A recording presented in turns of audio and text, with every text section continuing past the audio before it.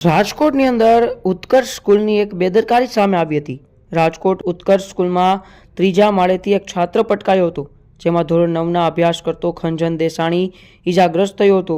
સાંજે 5 થી 8 વાગ્યે ટ્યુશન દરમિયાન આ ઘટના બની હતી, જેમાં ઈજાગ્રસ્ત વિદ્યાર્થીને ખાનગી હોસ્પિટલમાં સારવાર હેઠળ લઈ જવામાં આવ્યો હતો। સ્કૂલની અંદર જ સાંજના સમયે ટ્યુશન ક્લાસ ચાલે છે, જેમાં સ્કૂલ મેનેજમેન્ટે આ તમામ મામલે વાત કરવાનો પણ ઇનકાર કર્યો હતો। રાજકોટના ઉત્કર્ષ સ્કૂલના ત્રીજા માળેથી છાત્ર પટકાતા તેમને ખૂબ ગંભીર ઈજાઓ પણ થઈ હતી, જ્યારે પોલીસને સમગ્ર ઘટનાની જાણ કરવામાં નથી આવી। તેમજ સૂત્રોની માહિતી મુજબ શાળા દ્વારા આ સમગ્ર મામલો હતો તે દબાવવાનો પ્રયાસ પણ કરવામાં આવ્યો હતો।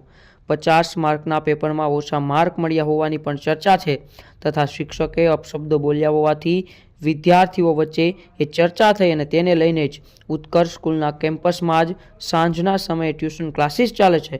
ધોરણ 9માં અભ્યાસ કરતો ખંજન દેસાણી નામનો વિદ્યાર્થી જે સાંજે 5 થી 8ના ટ્યુશનમાં આવ્યો હતો અને આ દરમિયાન તે અચાનક સ્કૂલના ત્રીજા માળેથી નીચે પટકાયો છે।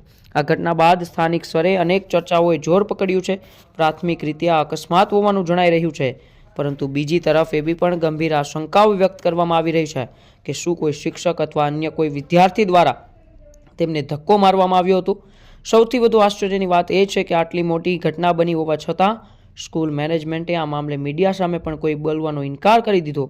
વિદ્યાર્થી ગંભીર રીતે ઇજાગ્રસ્ત થયો હોવા છતાં સ્કૂલ સત્તાધીશો દ્વારા પોલીસને આ અંગે કોઈ પણ પ્રકારની જાણ કરવામાં નથી આવી, જે અનેક શંકાઓ જન્માવે છે કે શું હકીકત વિદ્યાર્થી તેની રીતે પટકાયો હતો કે તેમને કોઈએ ધક્કો માર્યો હતો અથવા તેમને કોઈ વાતનું માઠું લાગ્યું અને તેમણે આવું પગલું ભર્યું હતું।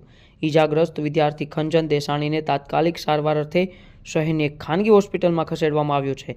ત્યારથી તેની સારવાર પણ ચાલી રહી છે। વિદ્યાર્થીની હાલત અને જે સમગ્ર ઘટના બની તેમની પાછળ અત્યારે કોઈક રહસ્ય છુપાયેલું છે કે નહીં તે પણ તપાસ છે, પરંતુ આ તો સામાન્ય ઘટના છે, આવું એ નિવેદન મેનેજિંગ ટ્રસ્ટી વિમલ છાયાનું હતું।